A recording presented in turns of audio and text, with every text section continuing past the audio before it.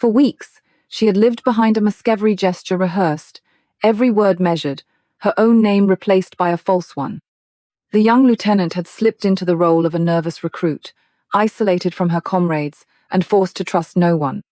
Each day at the checkpoint tested her nerves, and every interaction carried the weight of her classified career.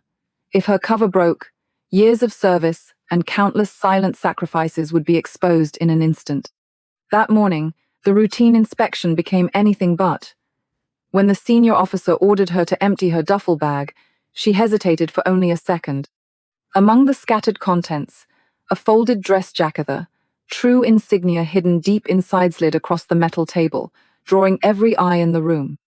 At the checkpoint, the hum of routine activity created a thin veneer of normalcy. Personnel shuffled through, their conversations blending with the tap of keyboards and the occasional beep of a scanner. The lieutenant joined the line, her posture measured, but just off enough to suggest inexperience. She approached the inspection table, gripping her duffel with one hand. When asked for her ID, she let it slip, catching it after a small fumble. The gesture was subtle, calculated a practiced imperfection in an otherwise rehearsed routine. The senior officer behind the table barely glanced up from his tablet. "Everything out," he said, voice flat, as though this were just another box to tick. The lieutenant hesitated, her hands pausing at the zipper. "Excuse me, sir?" she asked, letting the moment hang. Her hesitation was precisely timed, the product of endless drills that taught her how to appear unsure without ever losing control. He looked up, eyes steady. "Empty your bag, fully." Around them, the ambient noise continued, but a few heads turned, sensing this inspection had taken a different turn. The lieutenant drew a breath, her throat tightening for a fraction of a second, then opened the duffel. She tipped the contents onto the metal table, letting standard-issue clothing and personal effects tumble out in a messy heap-rolled socks, undershirts, a battered paperback, a leaking toiletry bag. She kept her gaze low and her shoulders rounded, the image of someone embarrassed by scrutiny. The officer moved through her belongings with a gloved hand, methodical and unhurried.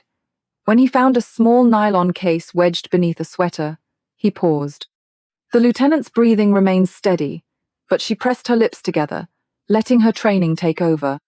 Years of survival drills had taught her to suppress every instinct to react, to trust that her composure was her shield. She watched as he unzipped the case. Inside, the insignia glinted under the fluorescent lights, distinctive, unmistakable to anyone who knew what to look for. The officer lifted one, turning it in his hand. There was a discreet emblem etched into the metal, a detail not meant for the uninitiated. His eyes flicked to the mark, then to the lieutenant. The exchange was silent but clear. He recognized her credentials, understood the weight of what he held. The room quieted. Conversations faded, attention drawn to the tableau at the inspection table. Yet, instead of escalating the situation, the officer placed the insignia back in its case and slid it toward her. He nodded at her belongings. "Repack your gear," he said, tone unchanged. The lieutenant's hands moved with new purpose. No more trembling. She folded her clothing with crisp efficiency, each motion deliberate. Those watching sensed the shifter, subtle transformation from awkward recruit to someone entirely different beneath the surface. A junior inspector started to speak, but the senior officer's glance silenced him. The atmosphere shifted, charged with an unspoken understanding. The rules had changed, though most in the room couldn't say how. The lieutenant zipped her duffel, her expression neutral once again, ready for whatever would come next. Her ability to maintain the illusion, even under direct scrutiny, was about to be tested in ways that would demand every ounce of discipline and attention to detail she possessed. In military operations, deception is an art form that demands more than a convincing story. For the lieutenant, every detail of her cover had been shaped by hard-earned experience. Years earlier, she had operated in the shadows of a Cold War mission, moving through checkpoints that required more than a forged pass and steady nerves. Now, the irony was not lost on her. After all those classified assignments, she was being measured by routines she once bypassed with ease. Her assignment brief was clear: remain unremarkable. Not just invisible, but the sort of junior officer whose presence faded from memory. 2 habits were her ancorsa blink rate, that signaled uncertainty, and a voice that trailed off just before completing a thought. She had practiced these until they felt natural, her eyes darting before settling, her words hesitating at the edge of clarity. The effect was subtle but effective. Most people, even those trained to spot deception, looked for confidence, not the slow, uncertain gestures of someone still learning the ropes. Her preparation went beyond mannerisms. She arranged her duffel bag with the precision of a stage manager. Socks were tossed in but not scattered, the book's spine creased in just the right places, the toothpaste leak engineered for plausibility. Each item reinforced the impression of someone careless, but nothing was left to chance. The disorder was a mask, hiding the discipline beneath. Training had taught her more than how to answer questions. She learned when to let her hands flex once before going still, how to pause just long enough to seem unsure, and how to let her breathing quicken without ever losing control. During drills, she made deliberate mistakes misreading orders, hesitating at the wrong moments, until these errors became part of her reflexes. The illusion needed to be seamless, not just for a moment, but across every interaction. When the inspection grew more intense, she relied on these habits. The checkpoint was never just about searching bags. It was a place where the smallest reaction could unravel weeks of work.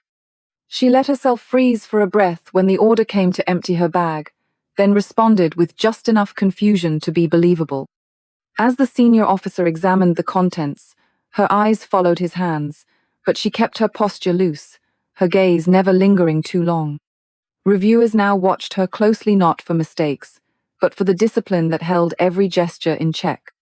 It was this quiet strength, honed by years of service, that set her apart from the nervous recruits she imitated. The moment the insignia appeared, the dynamic in the room shifted. Personnel who had ignored her now looked for signs of who she really was. She resisted the urge to straighten her back or speak with new authority. Instead, she allowed her hands to hover uncertainly, her expression unchanged, as if she still hadn't grasped the significance of what had been found. Inside, she catalogued every reaction, every movement, aware that the performance mattered more now than ever.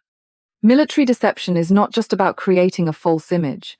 It's about sustaining it under the sharpest scrutiny, adapting as the situation changes, and never letting the mask slip. For the lieutenant, this was not her first test, but it was one of the most exacting.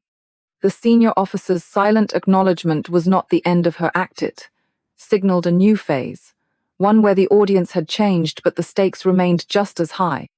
What happened at that checkpoint was never just a random inspection. It was a deliberate test, set by someone who knew exactly what to look for. Officer Rustin's presence at the checkpoint was unhurried, his manner calm but unmistakably attentive. His eyes lingered on the lieutenant, weighing her reactions as the inspection began.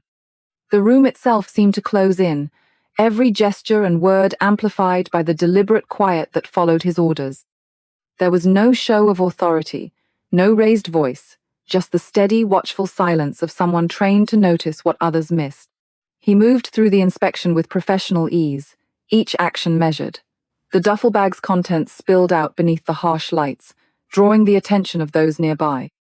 Most of the items were unremarkable, but one stood out. A custom-sealed map case, marked with faint grid lines that, to the untrained eye, might have seemed ordinary. But Rustin paused as he examined it, turning it in his hands so that anyone watching could catch the restricted sector markings. This was not an accident. The map case was a prop, planted with Carrot's presence, a calculated risk, meant to provoke a response or reveal a misstep. He set the map case aside, glancing at the lieutenant. Her face betrayed nothing. She kept her gaze steady, her posture loose, and her fingers relaxed at her sides. In that moment, the test was not about the contents themselves, but about her ability to remain in character. Either she'd break character to stop him, or she'd commit to the performance. She made her choice in silence, letting her training guide her. Her resolve showed in the way her breathing stayed even, In the subtle way, she shifted her weight to keep every exit in view. Rustin continued, his search methodical. When he reached the hidden compartment at the base of the duffel, he found the false seam with practiced fingers. There was no hesitation as he opened it, revealing the final layer of her cover. Inside, the insignia and medals were arranged just so rank pins slightly askew. Ribbons creased, a single silver bar set atop the pile, its design altered in a way only a select few would recognize. These details were not mistakes. They were part of the act, each one a test of how much she could let show without giving away the truth. The silence in the room grew heavier as junior personnel began to realize what they were seeing. Rustin let the moment stretch, his expression unreadable. The lieutenant stood motionless, cataloguing every shift in posture around her, every glance exchanged by those nearby. Her focus never wavered, even as the evidence of her real identity sat exposed on the table. He closed the compartment with a snap, then pushed the insignia case toward her. His only words, "Repack your gear," carried a weight that went unspoken. The test was never about complete concealment. It was about control. Could she manage the narrative when exposure was unavoidable? She replaced each item with care, her movements precise, her composure intact. The room watched, waiting for some sign of collapse, but found only steady hands and a face set in quiet determination. When the zipper closed, the sound lingered in the silence. Rustin returned to his tablet, signaling the end of the exercise. The lieutenant remained at attention, waiting for the final signal to move. Around her, the atmosphere held charged and uncertain as everyone in the room sensed that something important had just taken place, though few understood exactly what. The moment before dismissal held its own tension, the outcome of the test hanging in the air as the next phase quietly approached. Officer Rustin's hand moved steadily, his attention fixed on the duffel's lining as the last layer gave way. The air in the room shifted. Without a word, he reached in and drew out a carefully folded military dress jacket. He let the fabric unfurl with exaggerated slowness, holding it up for all to see.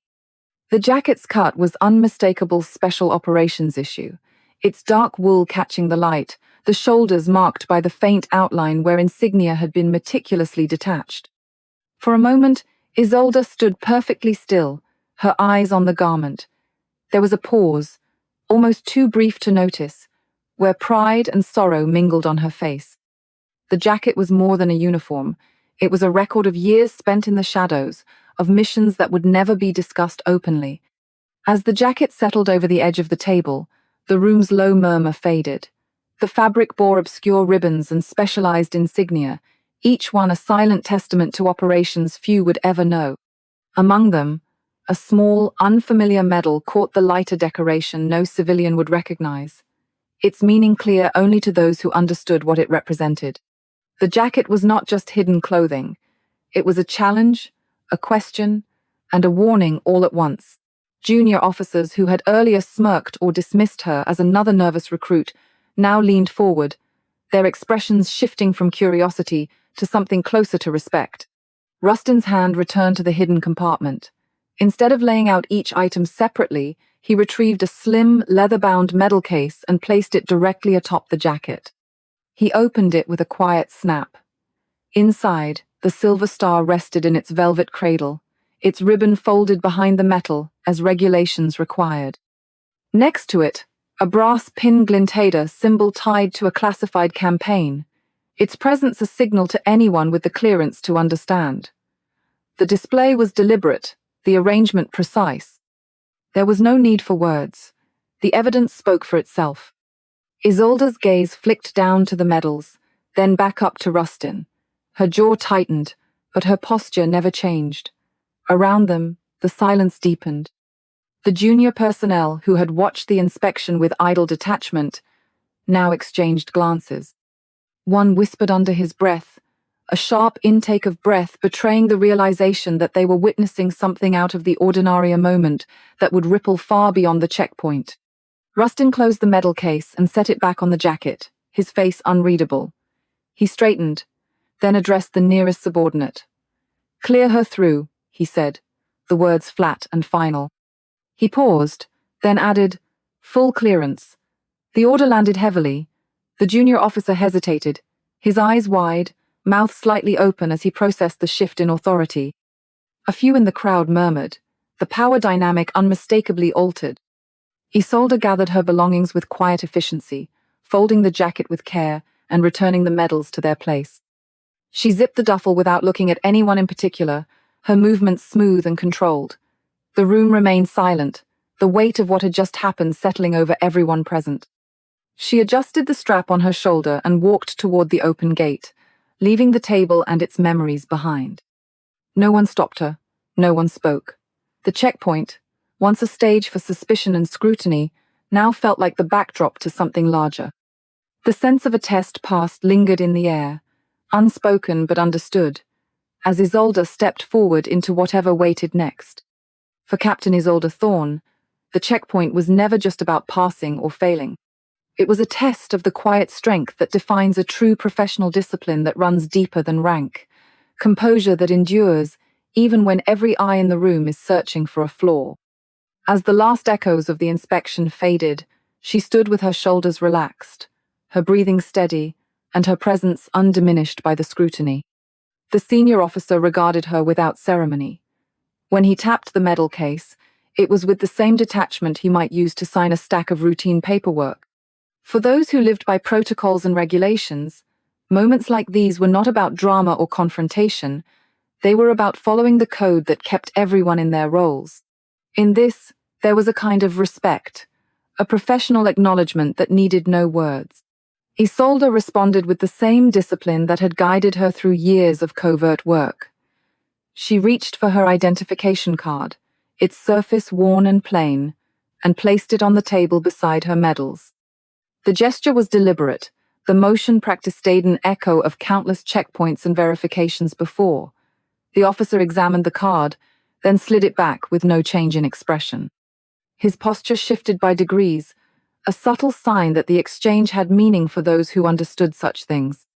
She refolded her uniform jacket and tucked her medals away with the same precise care she'd used for decades, then readied her duffel. Each movement was efficient, never rushed, shaped by training that valued self-control above all else. The junior officers watched, their earlier bravado replaced by a quiet uncertainty. Some straightened, others looked away, unsure how to process what they had witnessed. In the silence, Isolda allowed herself a single small nod, a private acknowledgement of what had just passed.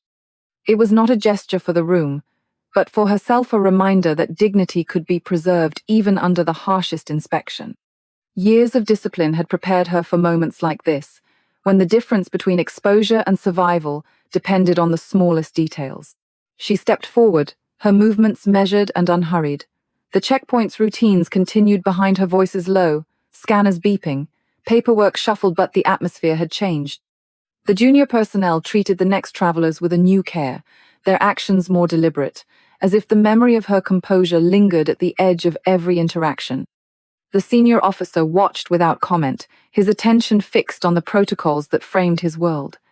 Even so, there was a shift in the room, a recognition that professionalism is not always loud or obvious. Sometimes, it is found in the way someone stands their ground, in the restraint shown when provoked, in the refusal to let others define their worth. As Isolda moved toward the end of the checkpoint, the light above the exit flickered from red to green. She did not hesitate.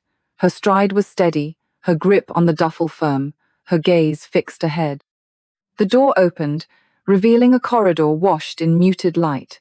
She passed through, leaving behind the table, the uniforms, and the silent witnesses to her resolve. The checkpoint returned to its rhythm, but a trace of her presence remained. In the quiet that followed, those who had watched her began to understand that strength is not always visible in the moment. Sometimes, it is measured in what is left unsaid, in the poise that endures when the test is over.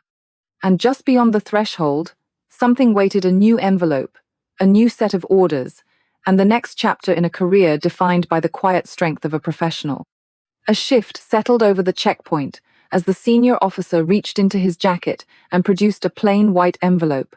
No insignia, no markings, just a faint crease at one corner and the suggestion of something rigid inside. He offered it to her without ceremony, waiting until her hand closed around it. The exchange was quiet, but not lost on those watching. For a moment, the room seemed to hold its breath. Isolda did not open the envelope on the spot. She turned it once in her palm, weighing its contents. The paper inside was thin, but the message was unmistakable. Coordinates, an extraction window, and a single word, Dresdenville. She recognized the operation name immediately, a classified mission that had lived in the background of her briefing files for months. The envelope's weight was slight, but the meaning pressed against her, marking the end of her role as a recruit and the return to her true identity. Her stance changed as she tucked the envelope into her inner pocket. The nervous tension that had colored her posture faded, replaced by a quiet, deliberate authority. Shoulders squared, chin level, gaze forward, each detail subtle, but unmistakable. It was not a performance now, but a return to form. Around her, the junior personnel sensed the difference. The uncertainty in their eyes gave way to a dawning respect, even if they could not name the reason for it. General Crane stepped forward, his movements measured. He regarded her for a moment, then raised his hand in a formal salute. The gesture was precise, not rushed recognition of rank and service. "Captain Thorne," he said, voice low but clear, "your orders are in hand." The use of her full name and title cut through the last traces of her cover. She returned the salute, her hand snapping to her brow in a motion that was both practiced and unyielding. The brief exchange locked her new status into place for everyone present. The junior officers had stopped pretending to busy themselves. One or two took a half step back, uncertain whether to remain at attention or to avert their eyes. The realization that they had been working alongside Captain Isolda Thorne, a name that, for some, carried the echo of stories and rumor settled over them. The insignia case, still open in her duffel, no longer seemed out of place. General Crane's tone softened, almost imperceptibly. "Doc 7, you have your window." He spoke just above a whisper, the words meant for her alone. There was no need to discuss details in front of the others. The envelope contained everything she required. She nodded once, the gesture crisp, and checked her watch, a slim black chronograph, retrieved from her pocket with practiced ease. She noted the time, then met Crane's gaze with a steady look. He leaned in slightly, lowering his voice again. "Parameters unchanged. You know what's expected." The statement was simple, but the weight of trust was clear. She answered with a quiet, "Understood, sir." Crane turned to the rest of the room. "Debrief at 1400. All personnel present." The order was final. The junior staff murmured acknowledgement, but their attention stayed on her, curiosity and respect mingling in their expressions.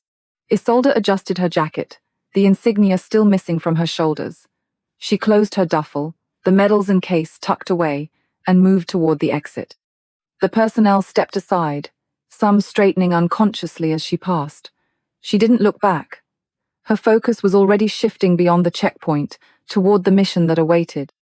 The door closed behind her with a soft hiss. Only then did General Crane allow himself a measured breath, his eyes lingering on the empty corridor.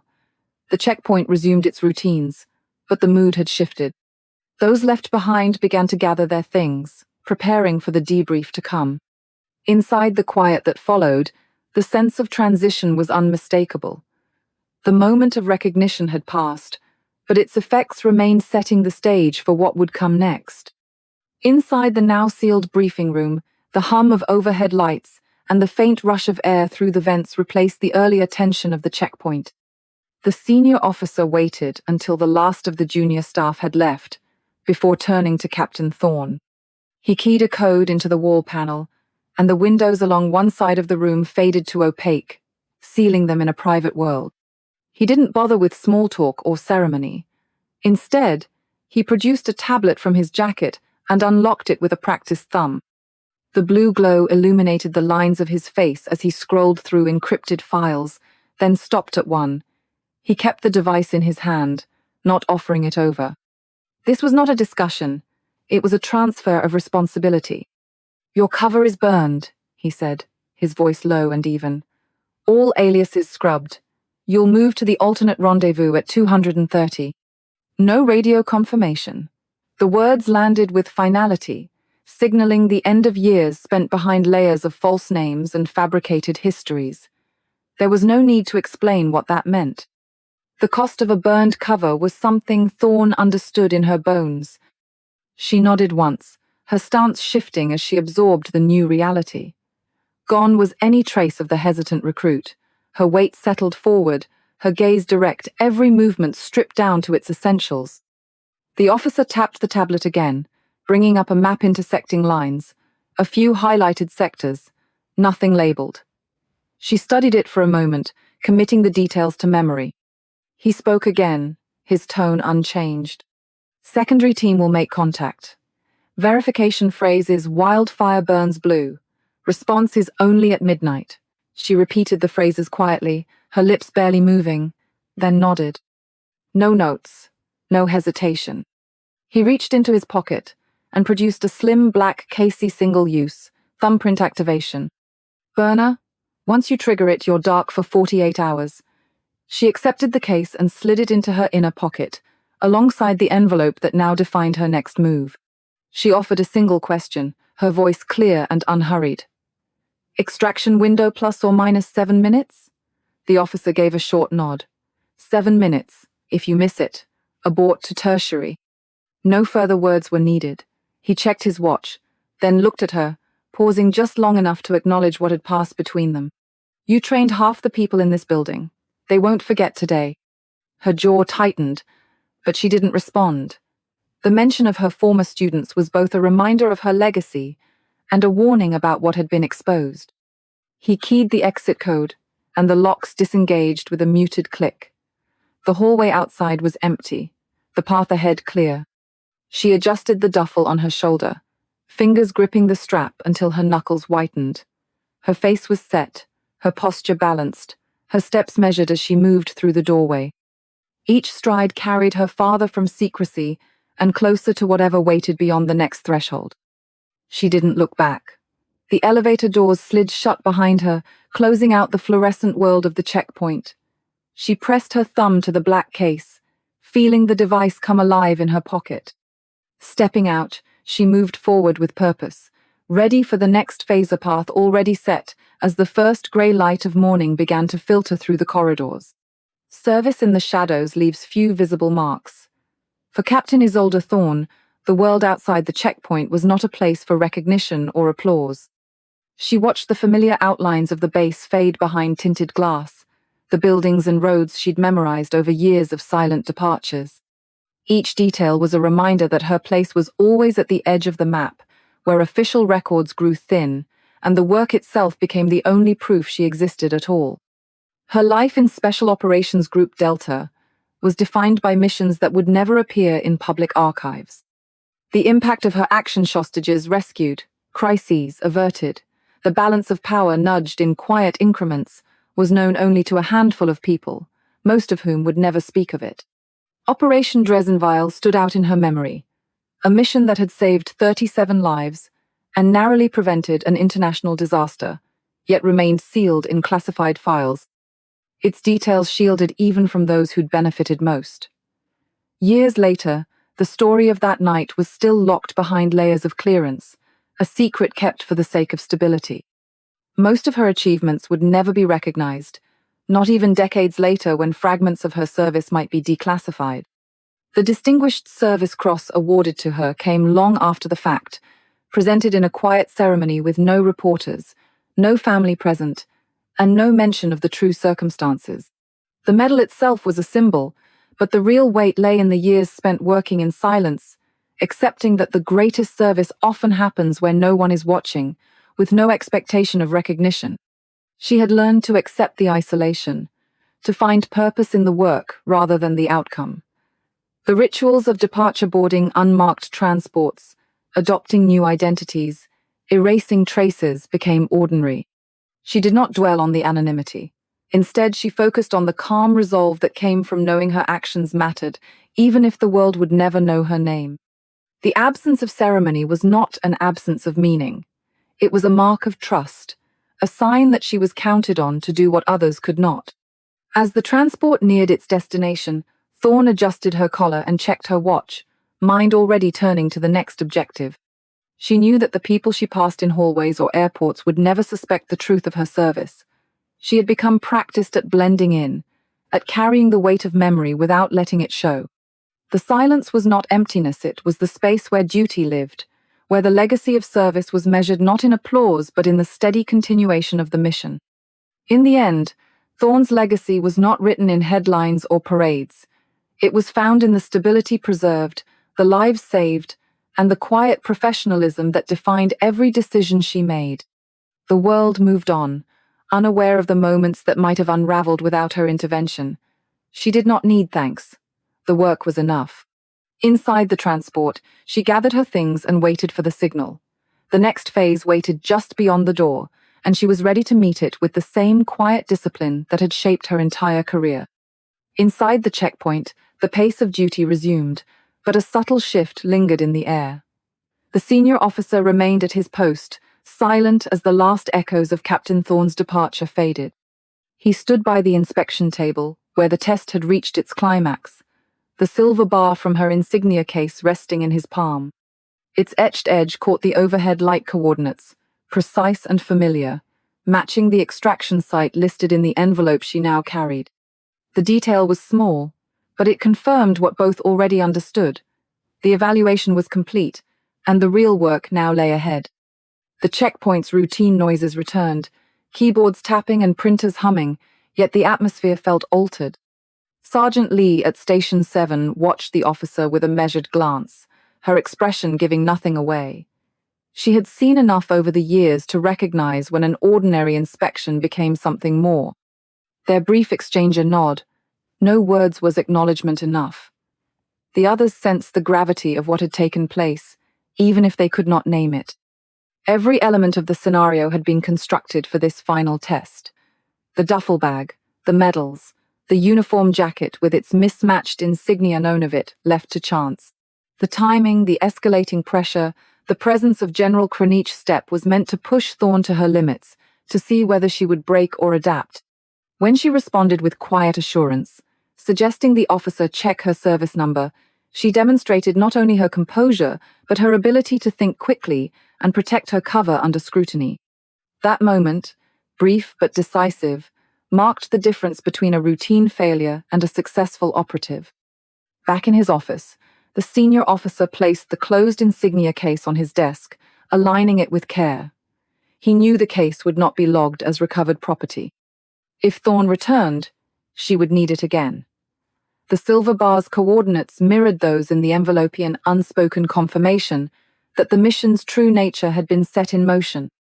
The presence of General Crane during the inspection had been deliberate, a final layer of evaluation and recognition. His salute to Thorne was not only a signal of success, but a rare public acknowledgement of her years of silent service. A soft knock at the door interrupted his thoughts. Captain Vasquez entered, reporting the transport's departure. No complications, no unnecessary detail, just the facts. Communication had shifted to face-to-face contact only, a sign that the operation's stakes had reached a critical point. The officer's brief questions about the secondary team and conditions received clipped, efficient replies. Both men understood the risks Thorne now faced. The scenario she entered would not be controlled, and the outcome would depend on her alone.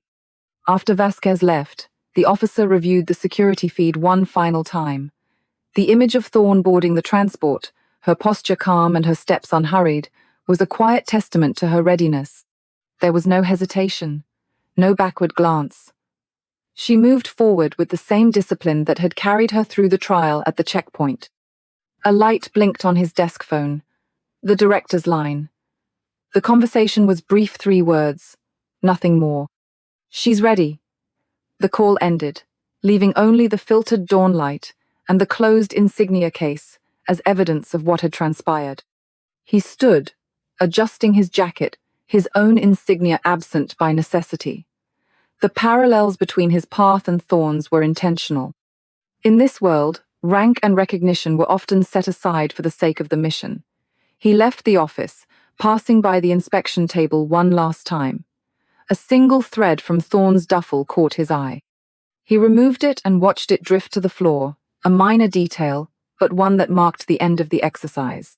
The checkpoint returned to normal, the moment of heightened awareness fading as the day advanced. Yet for those who understood, the significance of what had occurred would not be forgotten. The test was over. The mission begins. In the world of military intelligence, quiet courage in shadows defines the true measure of service. Captain Thorne's decades of commitment to secrecy, to discipline, to the painstaking moment at the checkpoint reveal the depth of resilience demanded by this work. Her ability to maintain composure while her identity was laid bare speaks to a lifetime spent operating where recognition is neither expected nor given. Professionals like Thorne move between identities, leaving no trace but the stability they preserve. True success is invisible, measured not in headlines but in the calm that follows a crisis averted. If you appreciate stories of resilience and clandestine courage, consider subscribing to support more content like this.